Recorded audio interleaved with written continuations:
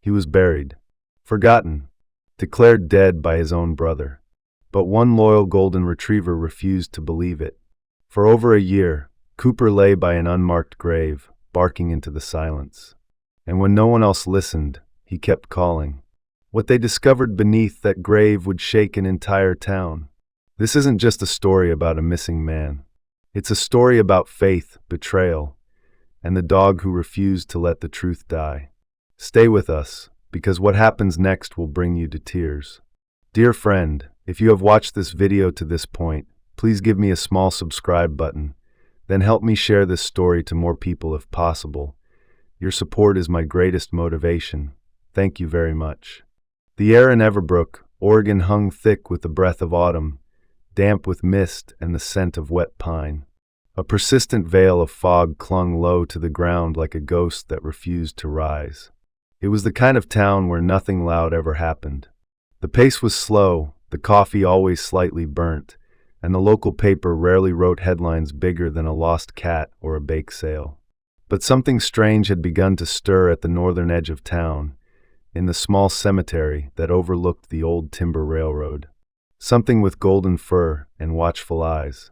Cooper, a 5-year-old golden retriever, had arrived without fanfare one chilly September morning. He wasn't skinny or wounded. In fact, he looked oddly healthy, thick golden coat brushed by the wind, large brown eyes tinged with quiet intelligence. His tail, long and feathered, swayed like a banner in slow, thoughtful arcs. But he didn't wag at strangers. He didn't bark at squirrels or chase after birds. He simply lay beside one particular grave. A simple, weather-worn slab with no name, just a series of numbers etched crudely on the stone. No flowers, no visitors, just Cooper. Rain fell almost daily in Everbrook that season.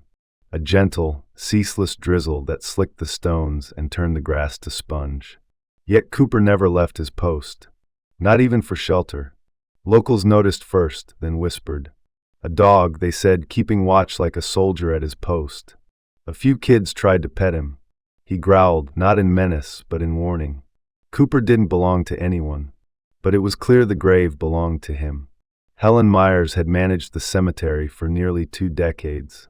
She was a tall woman in her late 60s, with wisps of silver hair always pinned into a neat bun beneath her wool cloche hat.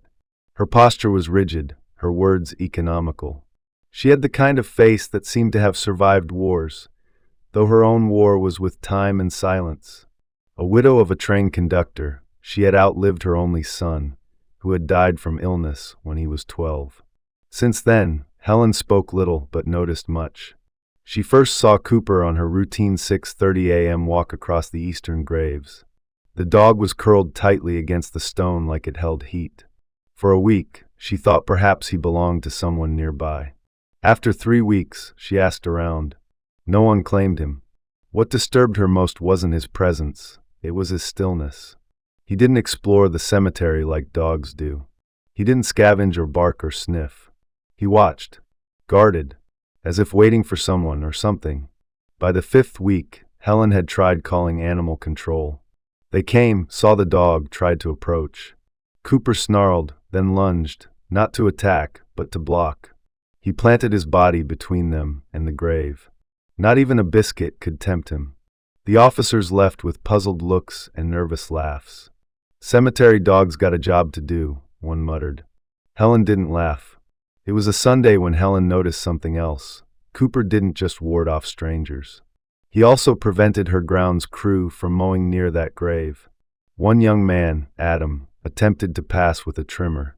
Cooper growled, backed him up until the mower was redirected elsewhere. From that moment, the patch of grass around the nameless grave remained slightly overgrown. And Helen, for the first time in years, felt unease creep into her bones. Logan Baker, a thin boy with freckled cheeks and large glasses always slipping down his nose, had started visiting the cemetery around the same time Cooper appeared. 9 years old, he was the kind of child who walked like his shoes were heavier than they should be. His father had died in a car accident 6 months earlier, leaving Logan and his mother, Wendy, to piece together a quieter version of their former life. Every Tuesday and Saturday afternoon, Logan wandered the cemetery, talking quietly to the stones, sometimes to his fathers, sometimes to others. He had a notebook filled with made-up stories about the lives of the dead, but lately he'd been sketching Cooper. Logan had tried approaching Cooper once. Just once. The golden dog raised his head, eyes fixed. He didn't bark. He didn't move. He simply stared until Logan took a step back. Since then, the boy had kept a respectful distance. But he always sat nearby, about 6 feet away, with his notebook open, doodling the dog, the grave, the trees. He'd told his mother that the dog was guarding a ghost. Wendy had smiled and said, "Maybe that ghost is guarding him too." She hadn't seen Cooper herself. But Logan's stories grew richer every week. His latest theory: the dog was waiting for someone to come back from the war. By October, word of Cooper had spread. A few teenagers came by to film videos, trying to coax the dog or test his reaction. Helen chased them off, furious. She'd come to regard the dog as a kind of guardian, an employee who never asked for pay or praise. Sometimes, in the early morning light, she caught herself speaking to Cooper softly. "You're guarding more than a name, aren't you?" she whispered once, leaving out a bowl of chicken broth. He didn't touch it. The townspeople had theories, of course. Some said he was mourning his owner. Others believed the dog had been sent to protect a secret buried beneath the stone. Logan's theory shifted again. Maybe Cooper had been a soldier's dog, and the grave belonged to someone who never came back for him. But Helen knew how cemeteries worked. She knew who was buried where. She pulled the files one rainy evening. The coordinates of that grave led to a simple entry: unidentified remains. Male. Recovered post-fire. No ID. No next of kin. No DNA. Just a body, charred and silent. She remembered the fire, an old warehouse down near Lake Harlan, burnt to ash in minutes. No one had ever explained why it happened. Now a dog stood guard over those ashes, and something deep in Helen's bones stirred. Not fear, not quite curiosity, something older, a suspicion, as if the silence of that grave had finally been broken. Not by words, but by the watchful eyes of a dog that never barked unless someone stepped too close. That evening, Helen stood near her small maintenance shed, hands in her jacket pockets, watching the fog roll in across the headstones. Logan sat cross-legged beside the same row of graves, notebook open, drawing Cooper again. The boy looked up and asked, "Do you think he's waiting for someone?" Helen didn't answer right away. She looked at Cooper, whose eyes reflected the dim light of dusk like amber glass. Then she whispered, "I think he's making sure someone doesn't come back." Emily Carter arrived in Everbrook on a Thursday, just as the fog began to curl itself around the tops of the maple trees lining the highway, like it had been waiting for her return. 22, pale-skinned with storm-colored eyes and a permanent streak of curiosity dancing in her expression, Emily walked like she always had somewhere to be, even if it was nowhere at all. Her boots hit the gravel with purpose, and her oversized olive-green coat flared with every step she took toward the Old Town Limits sign. Her long brown hair was tied back in a messy braid, tucked beneath the hood of her rain-slicked jacket. She hadn't been back in over a year. College had changed her, less in posture and more in vision. She now studied animal behavior, with a focus on canine cognition. She saw dogs not just as pets, but as creatures layered with instinct, memory, and sometimes mysteries of their own. She was supposed to be home for a quiet fall break. Her mother, June Carter, a soft-voiced librarian with reading glasses always hanging from a beaded chain, had even baked her favorite pumpkin pie. But Emily was never one to sit still for long. And when she heard her mother mention something odd at dinner, about a dog that never left a grave, she sat straight up, fork halfway to her mouth. "They say he hasn't moved in months," June said. "Some folks think he's waiting for his owner." Emily's interest sparked like dry leaves catching fire. She visited the cemetery the next morning. The graveyard was just as quiet as she remembered it, a pocket of silence tucked behind the forest edge, where even birds seemed to lower their voices. She spotted Cooper almost immediately. The golden fur stood out against the graying landscape like sunlight breaking through cloud. He lay, still as stone, beside the same nameless headstone. He didn't move when she approached, only lifted his head slightly, eyes meeting hers with a mixture of warning and acknowledgement. Emily crouched at a distance, hands tucked into the sleeves of her coat. She studied his breathing, his ears, the position of his tail, all signs of subtle communication. He wasn't afraid. He wasn't distressed. He was, in every measurable sense, guarding. But why? After watching for nearly an hour in the cold, she stood, dusting damp soil from her jeans. As she turned to leave, Cooper let out a single low growl. Not aggressive. Intentional. She turned back to him slowly. "What are you trying to tell me?" she murmured. That afternoon, she visited the town records office. It was a narrow brick building with buzzing fluorescent lights, and the smell of coffee long burned into the carpet. Behind the front desk sat a man named Carter Mason, not related to her despite the name, a lean fellow with a patchy beard and a t-shirt that read, "I pause for turtles." Carter had worked there since high school and had the attention span of a moth, but Emily knew how to get his help. She brought coffee and donuts. "I need information on a grave," she said, setting the box on his desk. He raised an eyebrow. "Most people don't bribe me to dig through death." "It's not a bribe," she smiled. "It's behavioral reinforcement." Carter chuckled and rolled his chair toward the old database. She gave him the coordinates listed on the map at the graveyard. He typed them in. The screen blinked once, then displayed a brief, unsatisfying entry. Unknown male. Deceased. Post-fire recovery. No ID. Burial authorized by county ordinance. "That's it." Emily frowned. Carter nodded. "We had a warehouse fire last November. They pulled a body out of the rubble. Burned beyond recognition. No dental records matched. No one came forward. Were there any belongings found?" she asked. Carter shrugged. "If there were, they didn't make it here." Emily returned to the cemetery just before dusk. Fog crept low along the grass, and the temperature had dropped sharply. Cooper was still there, unmoving. She sat down across from him again, this time laying her jacket across her lap as a sign of non-threatening posture. After 10 minutes, Cooper finally shifted. He didn't approach, but he stopped growling. That night, over dinner, she asked her mother if she remembered the fire. "Barely," June said. "It was strange. It happened late at night. The warehouse had been closed for months, yet somehow someone was inside. No one ever figured out why. Did anyone ever suspect arson?" June hesitated. "Maybe. I remember Mr. Dalton, he works at the hardware store, said the fire marshal looked uncomfortable about something. But nothing ever came of it. You know how small towns are. Secrets turn into silence real fast." The next day, Emily decided to visit the grave again, this time with a small offering, a piece of leftover chicken and a flask of clean water.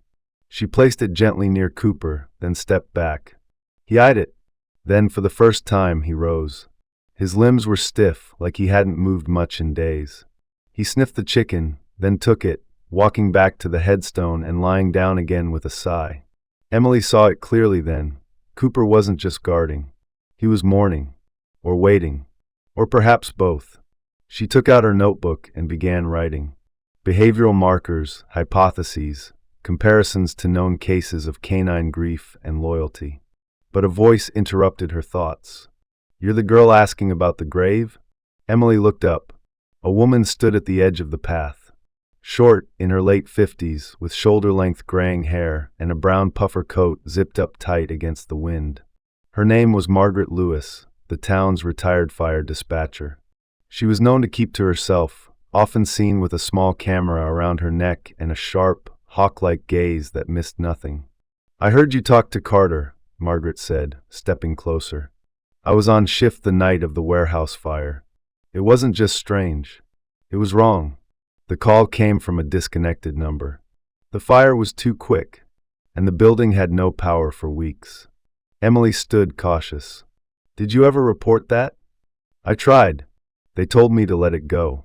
Margaret looked past Emily toward Cooper. "That dog showed up the same week the fire happened. No collar. No microchip. Just appeared. Like he came looking for something they didn't want found." Emily's breath caught. "What do you mean they?" Margaret didn't answer directly. She pulled something from her coat pocket, a photograph. It was wrinkled and grainy, but clear enough.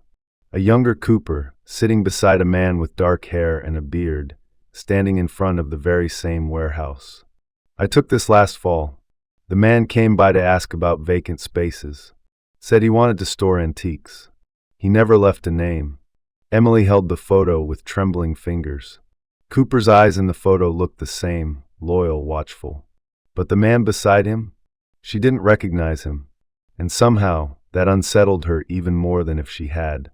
The early morning sun had barely begun to thin the heavy mist blanketing Everbrook when Emily stood outside the police station, gripping the photograph Margaret had given her like it might shatter in her hands. The image of Cooper beside the unidentified man, the same warehouse now marked as the site of a tragic fire, burned in her mind like an unanswered question. She couldn't let it go. Something in her gut told her this wasn't just an old grief or a loyal dog refusing to move on. This was something hidden, intentionally, and perhaps dangerously. The station's glass door creaked open, and out stepped Officer Dean Murphy. He was in his mid-30s, tall and broad-shouldered, with a trimmed auburn beard and crow's feet around blue eyes that had likely seen more than he spoke about. His uniform was crisp but well-worn, and he carried the steady presence of a man who believed more in listening than talking. Dean had grown up in Everbrook, left for military police duty, and returned after his father passed away to take care of his mother. Quiet but capable, he was known for taking his time, but not when something didn't sit right. Emily had met Dean briefly when she was younger, but today she faced him with urgency. She explained everything: Cooper, the grave, the records, the photo, and the strange phone call that preceded the fire. Dean listened without interruption, only nodding once when she showed him the picture. When she was done, he looked at the photograph for a long moment and then back at her. "I've walked that cemetery more times than I can count," he said, "but I never thought to question the graves we couldn't name. If that coffin's empty, it means someone made us believe a death happened when it didn't. And that's not just suspicious, it's criminal."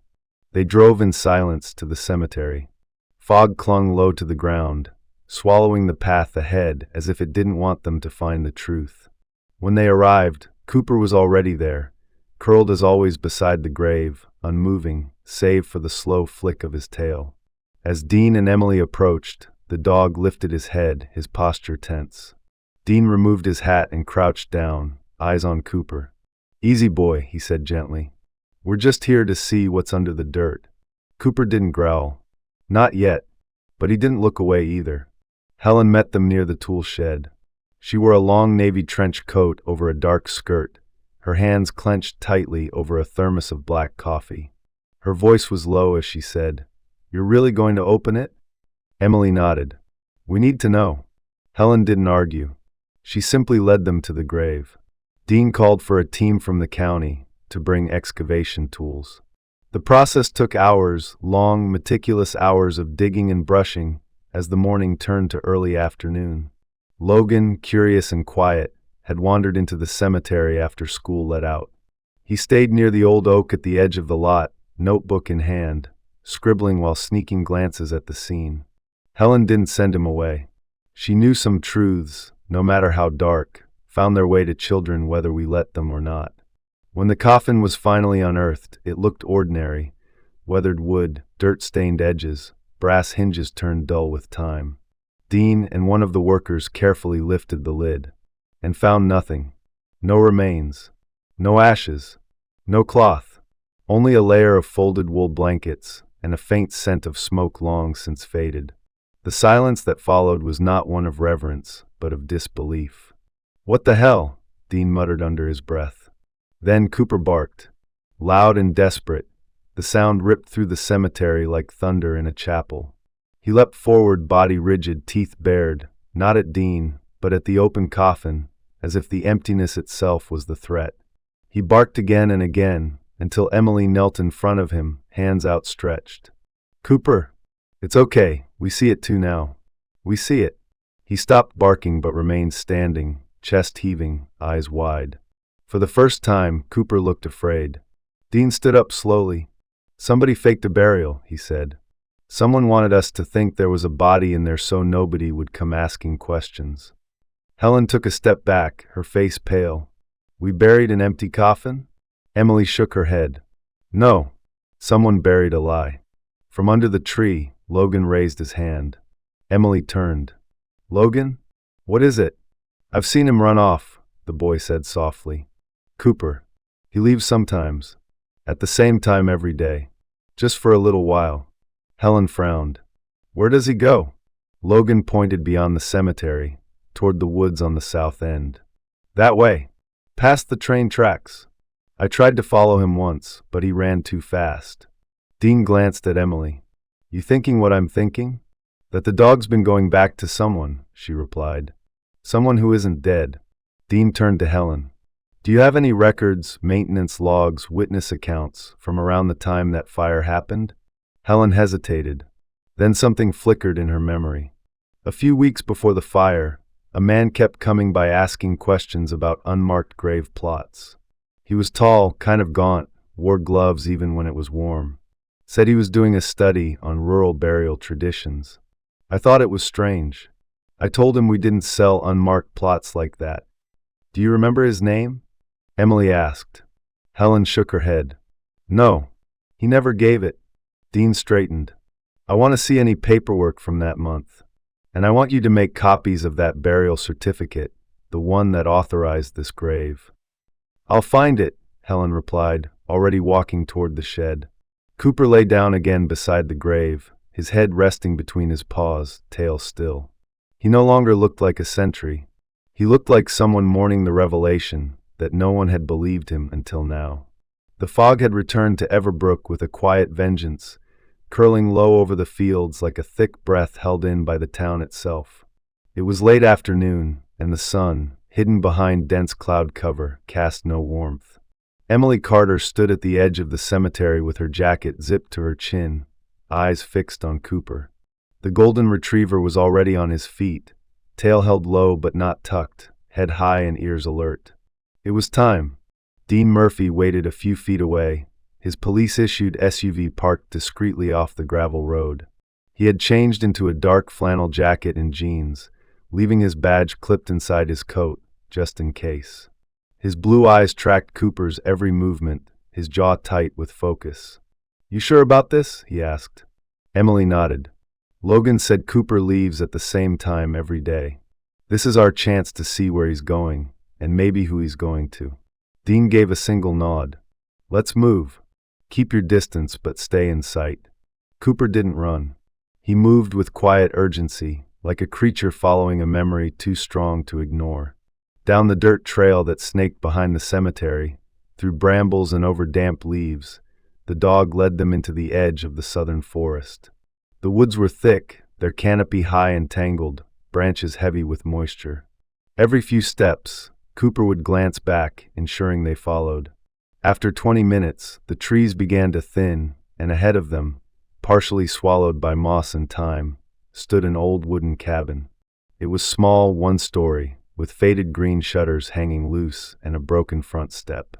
A rusted mailbox sat at the end of a crooked post, the name scratched out with something sharp.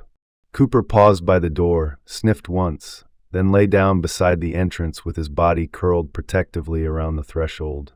Dean drew a small flashlight from his coat and gestured for Emily to stay behind him. He approached the door and knocked twice. No response. Ethan Bell, he called, voice steady. If you're in there, we're not here to hurt you. We just want to talk. Still silence. Dean tested the handle. It turned.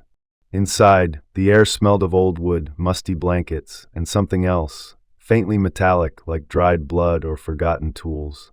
The front room was small, with a single armchair draped in a threadbare quilt, a fireplace filled with ash, and an old lantern resting on the windowsill. There were bowls near the door, two in fact, one for water, the other for food, both recently used. Cooper remained just outside, lying as still as a guardian. Emily stepped in behind Dean, her eyes immediately drawn to the table near the back of the room. It was cluttered with papers, open notebooks, and a black leather-bound journal with a cracked spine. She flipped through it slowly, heart thudding as she saw the name etched in clean block letters on the inside cover. Ethan Bell. "He's alive," she whispered. "Or at least he was." Dean scanned the room. Someone's been here recently. No dust on the bowls, and the fireplace was used not long ago. Emily sat down on the edge of the armchair and turned the pages of the journal carefully. Ethan's handwriting was clean, deliberate. Notes filled the margins, dates, numbers, names.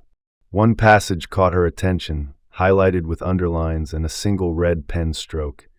"If I disappear, it isn't an accident. My brother is involved. I've found evidence of laundering and shipment records tied to Bell Construction. I can't go to the police. Daniel owns too many people in this town." Emily read aloud, and Dean's expression darkened. "There's more," she said, flipping ahead. "He suspected the warehouse fire would be used as a cover-up. He planned to meet with someone named CH, with proof of cash transactions from the company to an out-of-state shell corporation." Dean looked out the window toward the woods. That fire wasn't just to fake a death, it was to erase someone. Ethan found something he wasn't supposed to, and someone tried to make him disappear. Emily kept reading. Another passage caught her eye. "Cooper knows. He's never left my side. If anything happens to me, follow him. He remembers everything." Her throat tightened. Dean moved toward a shelf near the fireplace and picked up a stack of letters bound by twine. "Unsent mail," he said. "All addressed to someone named Claire. No last name. One of them's dated the day before the fire." He handed the top letter to Emily. She opened it with shaking hands. The words inside were raw, almost pleading. "Claire, I should have told you everything sooner. Daniel's business isn't clean, and I fear what he might do. Cooper is the only one I trust. If you get this, and I'm gone, don't believe I died by accident. Don't trust Daniel. And don't let Cooper out of your sight." Emily read it twice, then folded the letter back carefully. He was scared. But more than that, he knew someone would come looking. He trusted Cooper to lead them. They searched the rest of the cabin, no sign of Ethan. The back room held a small cot with blankets still warm from use, a lamp still flickering faintly. Dean looked at Emily. "He's not far. I think he saw us coming and ran. But he left everything behind," she said. "He left Cooper behind. That means either he's in trouble, or he was forced to leave." Dean stepped outside and glanced toward the woods, his breath rising in misty curls. This just became a missing persons case. And if Daniel Bell is involved, I'm going to need backup. Quiet backup. Emily crouched beside Cooper, brushing his soft ears. He didn't react at first, but then nudged his nose into her palm and let out a slow exhale. He was tired of waiting. But he had led them here, just like Ethan had hoped. They would not let that be in vain. The air in Everbrook had taken on a sharp edge as November settled in, turning the mornings brittle and the wind into something that whispered warnings through the trees. Emily Carter sat in the passenger seat of Dean Murphy's unmarked car, clutching a file folder so tightly that her knuckles had gone pale. Inside it were copies of Ethan Bell's journal pages, letters, and the photograph of Cooper beside the man thought to have perished in the fire. Everything pointed in one direction, toward Daniel Bell. Bell Construction's headquarters sat at the edge of the industrial district, a squat brick building with tinted windows and a sign too new for a town so old. It was meant to look professional. Instead, it looked like a box trying to bury its contents. Daniel Bell's private office sat on the second floor. Dean and Emily walked past the receptionist, who offered a stiff smile that vanished the moment she read the badge Dean flashed. She didn't protest. Daniel was in his mid-40s, tall and athletic, with sharp cheekbones and perfectly combed black hair streaked with intentional gray at the temples. He wore a navy suit, too pressed, too perfect, and a silver watch that caught the light every time he moved his hand. His expression when Dean entered was cordial but hollow. When he saw Emily behind him, it shifted, recognition flickered, then hardened. "Can I help you?" Daniel asked, voice clipped, his blue eyes cold and calculating. Dean stepped forward. "I'm reopening the investigation into the warehouse fire last year. We have new evidence suggesting the body presumed to be Ethan Bell's may not have been his at all." Daniel's jaw tightened. That case was closed. What evidence? Emily stepped forward, unfolding a photo and laying it on Daniel's glass desk. This was taken days before the fire. That's your brother. That's Cooper. The same dog now guarding a grave with an empty coffin. Daniel didn't look at the photo. Instead, he stood and walked to the window, hands behind his back. My brother was unstable. He suffered from paranoia. He thought everyone was out to get him. He made up stories. Dean narrowed his eyes. Do you deny he was working for your company at the time? He was a site manager, Daniel said over his shoulder. Temporarily. He quit before the fire. Emily placed the journal pages on the desk next. These entries say otherwise. He was investigating your finances. He found out about the money laundering and the shipments. He wrote that he feared you might hurt him. Daniel turned slowly, his face unreadable. You've come into my office with handwritten pages, a dog, and hearsay. That's not evidence, it's desperation. Dean's voice dropped an octave. You're not under arrest, Mr. Bell. Yet. But if Ethan Bell is alive and in danger, you'd better hope we find him before something worse happens. Daniel leaned over his desk and pressed a button on the intercom. Call my lawyer, he said to the receptionist. Now. Dean and Emily left the office with the door closing like a vault behind them.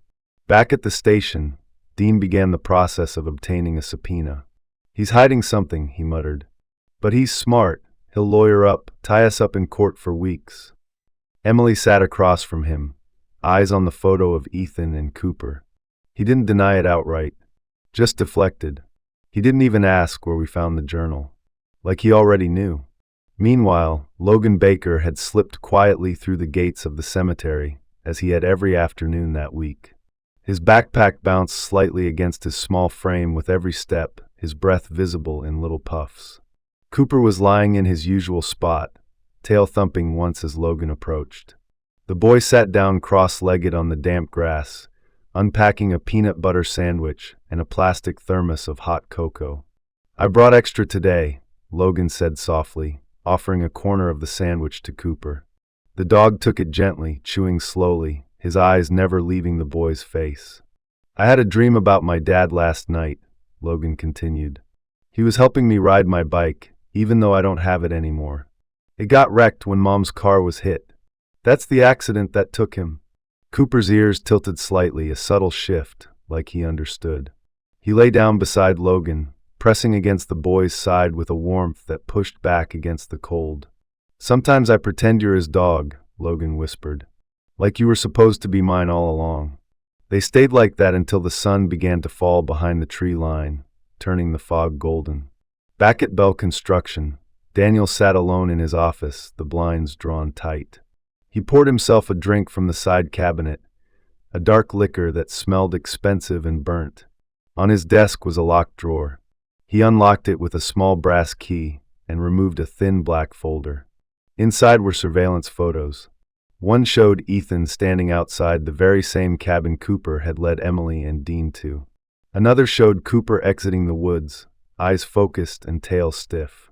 There was a third photo, blurry but clear enough to show a shadow behind a window in the cabin. Daniel poured a second glass, this one faster, rougher. He knew the trail was warming, and Ethan was still alive. But not for long. The wind swept through Everbrook like a whisper from another time, stirring dead leaves across the pavement and rattling the street signs just enough to unnerve anyone walking alone. At the Everbrook Police Department, the conference room lights flickered overhead, casting a weak glow on the table where Dean Murphy stood hunched over a spread of evidence. Next to him, Emily Carter read through Ethan Bell's journals again, fingers brushing the creased edges of pages that now felt like threads pulling everything together. What are we missing? Emily asked quietly. Dean rubbed the back of his neck. Something to make it stick. The journal gives motive, but we need hard evidence, proof Daniel planned the fire. That's when Deputy Mallory entered the room.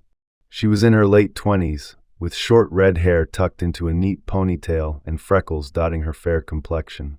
Though newer to the force, Mallory had a sharp eye for detail and a stubbornness that kept her digging deeper when others stopped. You should see this, she said, placing a folder on the table. Dean flipped it open. Inside were photos, burnt receipts, pieces of wiring, and fragments of a charred accelerant canister. We had the fire marshal re-examine the site with fresh eyes, Mallory explained. They missed something the first time, maybe deliberately.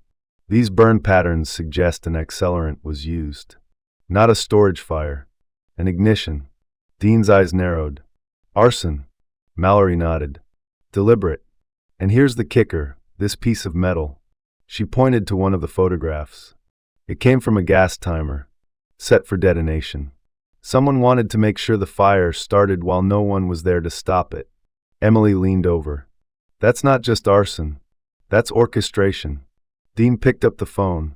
We need to talk to Daniel Bell again. Meanwhile, in a quieter corner of Everbrook, Helen Myers sat alone in the cemetery office. The tiny heater in the corner buzzed as she sorted through boxes of old paperwork, her hands in thick wool gloves. The memory had returned to her like a fog lifting. The man who came in months before the fire, asking about unnamed graves. He was tall, in his 40s, wore dark sunglasses even indoors. Said he was helping with an estate. Claimed he needed a burial certificate issued fast for someone without family. She had been uneasy about it even then. She pulled out the logbook from that month and flipped carefully. Her breath caught when she saw it. Her own signature on a certificate labeled deceased, male, unidentified, cremated. The fee had been paid in cash. But stapled to the back was a payment confirmation from a company account. Bell Construction. Helen stared at the page, feeling nausea rise in her stomach. She picked up the landline and called Dean's extension. Back at the station, the call came just as Dean and Emily were preparing to visit Daniel again. Dean picked up, listening quietly as Helen explained. "You're sure?" he asked. "Positive," Helen replied, her voice shaken. "He paid for the plot using company funds. And he did it before the fire ever happened." Dean hung up, his face grim. "That's our link. Daniel planned the burial before the fire. That means Ethan's death was premeditated, even if it didn't succeed." When they arrived at Bell Construction again, the receptionist, Denise, a middle-aged woman with steel gray hair and impeccable makeup, met them with an apologetic expression. "Mr. Bell isn't in the office. He left an hour ago. Didn't say where he was going." Dean stepped forward. "Did he take anything with him?" Denise hesitated. "Just his briefcase. And he asked me to shred some documents from his private cabinet." Dean's tone sharpened. "Did you?" "I didn't have time," she admitted. "They're still in the bin." Emily rushed to the side of the office and opened the paper shredder's bin. Inside were dozens of documents torn in half, but not completely destroyed. She and Dean spread them out on the floor. One page stood out. A contract for a private security team, non-disclosure clause included. The client name? Bell Construction. The location listed for asset containment. A cabin on the edge of Hartley Woods. Emily looked at Dean. He had Ethan watched. Possibly even guarded. Dean stood. "We're out of time. If Daniel's cleaning house, Ethan's in danger." They coordinated a warrant and prepped a small team to head into the woods. As they gathered near the squad cars, Cooper appeared at the station entrance, his fur damp from the light rain and his body tense.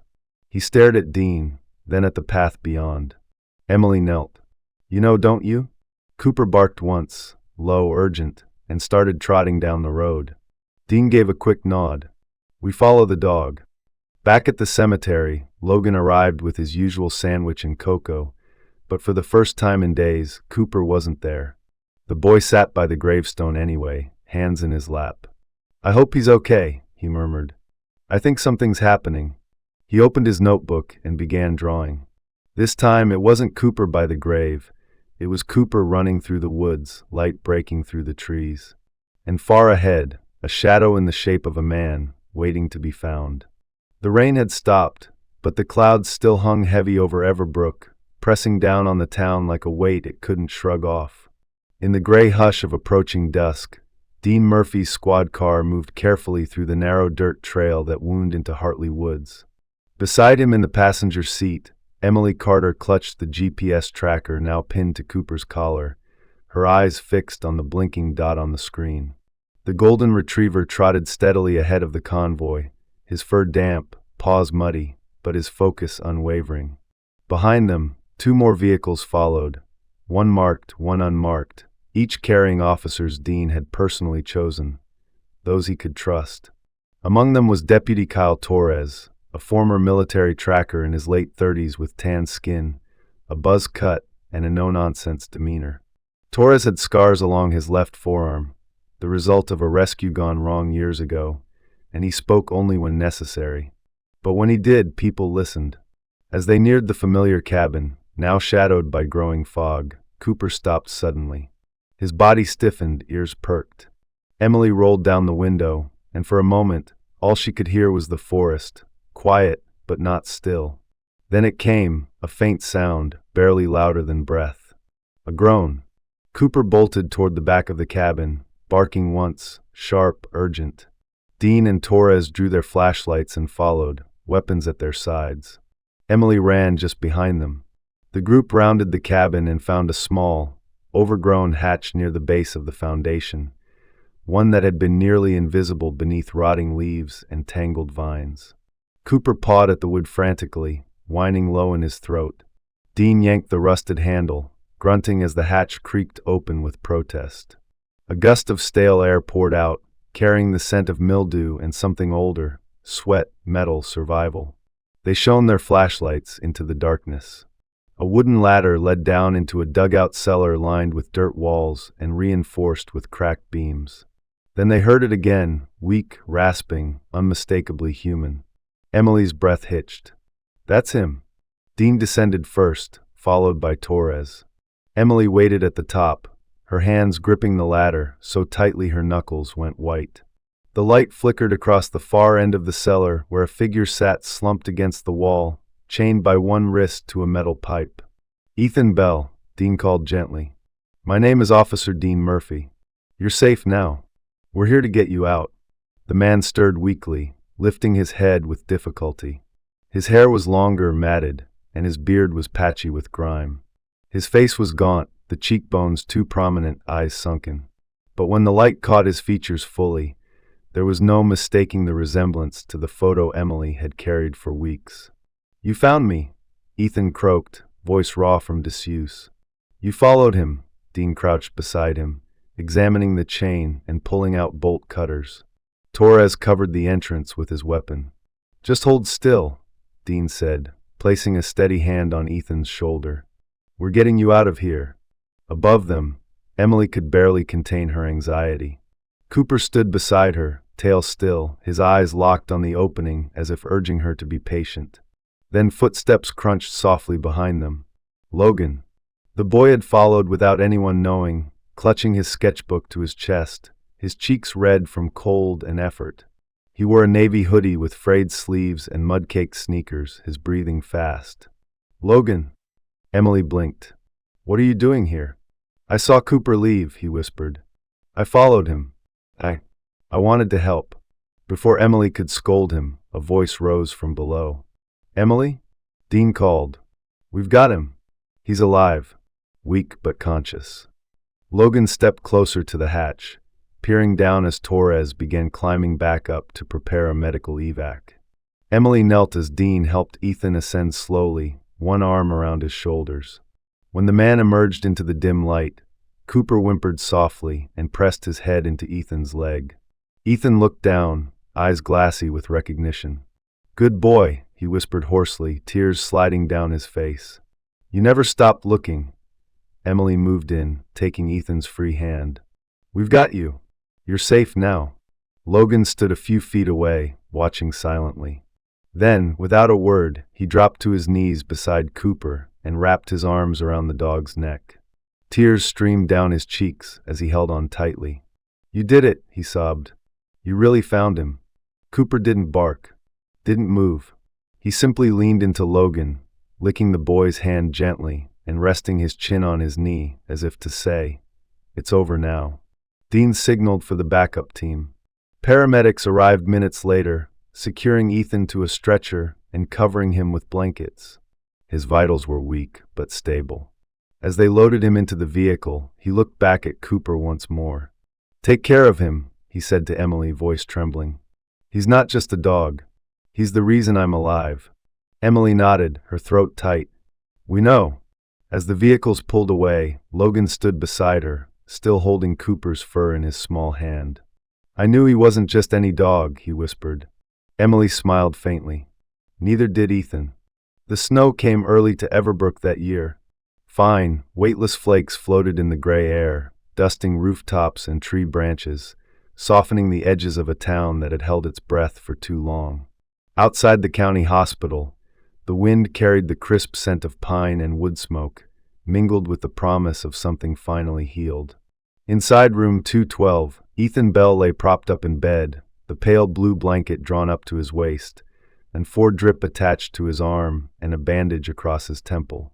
His beard had been trimmed, hair cut short again, and though he was still thin, his skin no longer had the sickly pallor of captivity. His eyes, once dim with fear and fatigue, were bright again, brimming with something new, purpose. Beside his bed lay Cooper, his golden coat fluffed from a fresh brushing, his head resting gently on Ethan's foot. He hadn't left the hospital once since the rescue, curling up on the hard tile floor night after night, keeping vigil even when Ethan was asleep. Nurses learned to walk around him.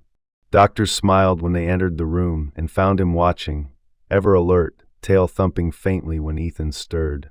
Ethan reached down, fingers brushing the soft fur between Cooper's ears. You found me, he said for the 100th time. You didn't let me go. His voice was stronger now, though still tinged with quiet disbelief that he was free. I'd hear him at night, he told Emily, who sat at the window nearby, legs folded under her. Even underground. That bark. That sound. It gave me something to hold on to. Every time I thought I was finished, I heard him again. Like he was telling me, just a little longer. Emily smiled, her breath fogging the glass behind her. She wore a wool sweater the color of rust, her hair pulled into a loose bun, eyes soft. You saved each other, really. The door creaked open, and in stepped Dr. Laura Merrick, a compact woman in her early 40s with curly brown hair tied in a low ponytail, rectangular glasses perched on her nose. She was efficient and kind, with a matter-of-fact tone that reassured her patients. Vitals are steady, she said after a quick glance at the monitors. If you keep eating like this, we'll have to start charging you extra. Ethan chuckled lightly. Just trying to make up for lost time. Laura gave a faint smile, then leaned in. Mentally, though, you're doing okay? Ethan looked down at Cooper. Better than I thought I'd be. Talking helps. Writing, too. He nodded toward the journal open on the nightstand, its pages filled with cramped, looping handwriting. Laura tapped her pen once on her clipboard. Just don't push yourself too fast. You've survived something extraordinary. When she left, Emily crossed the room and picked up the notebook. On the front was written, The Golden Truth, the title Ethan had chosen. I'm going to tell it all, he said. What Daniel did, how he tried to silence me, and how Cooper never let me be forgotten. Outside, down the hall, Daniel Bell sat in handcuffs, flanked by 2 officers. He wore a pressed suit, though the lines of confidence that once carved his face had melted into shadows. His lawyer, an older man with thinning hair and tired eyes, whispered harshly into his ear. But Daniel wasn't listening. He was staring through the glass at the hallway beyond, toward room 212, toward the brother he thought he'd buried. Dean Murphy entered a moment later, silent and firm. You'll be transferred to federal custody this afternoon. The charges include arson, attempted murder, fraud, unlawful imprisonment. Daniel turned his head, eyes flat. You'll never prove intent. Dean stepped closer. We already did. You're just the last one to realize it. Meanwhile, Logan stood outside the hospital entrance, bundled in a thick navy parka 2 sizes too big, scarf wrapped high around his nose. His cheeks were red from cold and excitement. Emily had invited him, and today was the first time Ethan asked to meet him. The boy clutched a drawing in one hand, another picture of Cooper, this time running beside a smiling man with a beard. Inside, when Logan entered the room, Cooper perked up and padded over, tail wagging. Logan bent down to hug him tightly, then looked up shyly at Ethan. I'm Logan, he said. I think I'm your dog's best friend." Ethan chuckled, reaching out a hand. "Then you must be mine, too." Logan handed over the drawing. Ethan studied it, the corners of his mouth lifting. "I'll frame this," he said. "It's perfect." As the days passed, Ethan's condition improved. Emily, without saying it aloud, had already decided she wasn't leaving Everbrook. She'd turned down a graduate internship in Seattle the night before, instead submitting an application for a local animal rescue nonprofit. Her future now entwined with the golden retriever at the heart of it all. When Ethan was discharged, Cooper walked proudly at his side, guiding him into a quiet rental house just outside town that Dean had helped arrange. The house had a porch, a fireplace, and a view of the trees Cooper once wandered alone. Now he had a home again. Every Saturday, Logan visited with his backpack full of stories and sketches. He helped plant a tree in the backyard for Ethan's new beginning and brought Cooper new tennis balls he never wanted to throw away. And on quiet mornings, Ethan sat at his desk with a mug of coffee and a pen in hand, working on the manuscript that would carry their truth far beyond Everbrook. He wrote about betrayal, survival, and silence. But mostly he wrote about loyalty. About a dog with golden fur who listened when no one else did, who barked when the world was silent, who never stopped calling from above until the man he loved was brought back into the light. There are miracles that don't come from bright skies or thunderclaps. Sometimes miracles are as simple as a bark in the dark, a dog's faithful gaze that refuses to give up, a silent reminder that hope never fails.